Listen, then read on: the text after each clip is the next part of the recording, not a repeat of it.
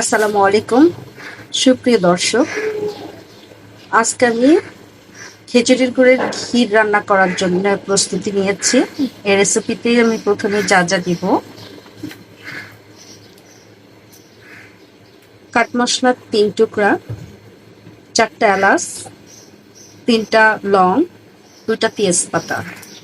আমি 1.5 লিটার দুধ ফুটিয়ে নিয়েছি এবং এগুলোর মাঝে আমি এগুলো দিয়ে দিলাম।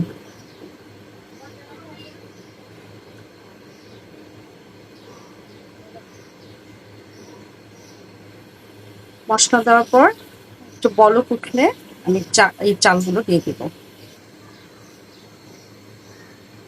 মশলা দেওয়ার পর বলক উঠেছে, এখন 200 গ্রাম চিনি আতপ চাল, বাড়ির জমির চাল দিয়ে দিয়েছি।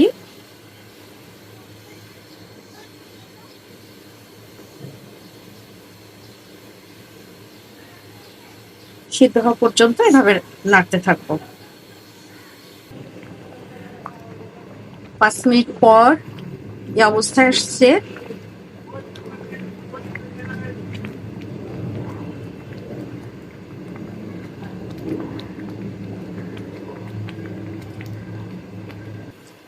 এখন চুলার জালটা এই অবস্থাতে আমি মিডিয়াম টু লো আঁচে দিব। আমার চালগুলো প্রায় 80% সিদ্ধ হয়ে গেছে।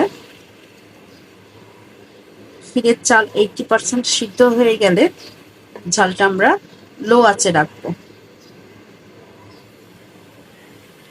চাল সিদ্ধ হয়ে গেছে, এখন গুড় দিব, খেজুরের গুড়।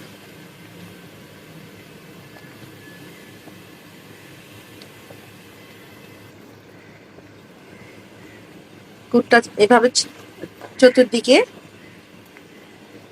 ছড়িয়ে ছড়িয়ে দিব।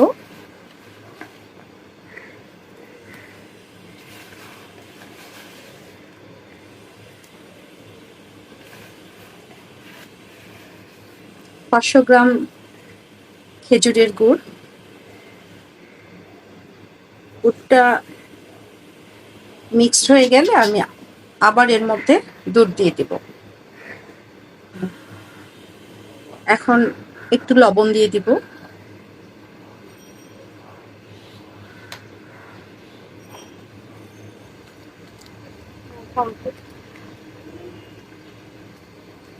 ক্ষীরের গুড়গুলো মিক্সড হয়ে গেছে, এখন আরো আধা কেজি দুধ এর মধ্যে দিব।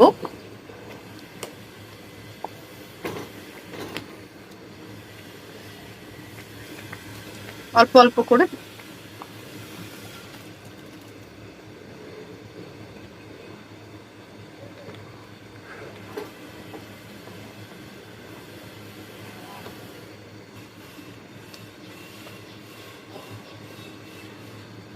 আবার দেওয়া হলো। এটা রাজশাহী থেকে নিয়ে আসা গরুর দুধের পায়েস ক্ষীর।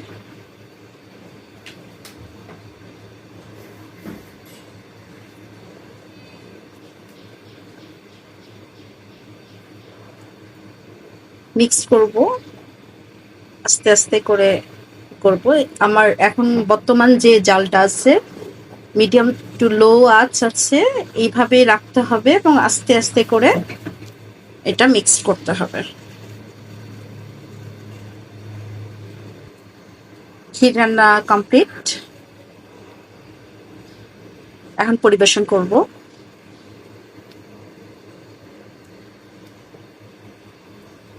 এই ক্ষীরের মধ্যে কাজু, কিশমিশ, পেস্তা বাদাম আপনারা দিতেই পারেন, কিন্তু খেজুরের গুড়ে শুনেছি মায়েদের মুখে যে এক্সট্রা কিছু না দেওয়াটাই ভালো, তাই আমি আগেকার নিয়মেই আমি ক্ষীরটা রান্না করলাম।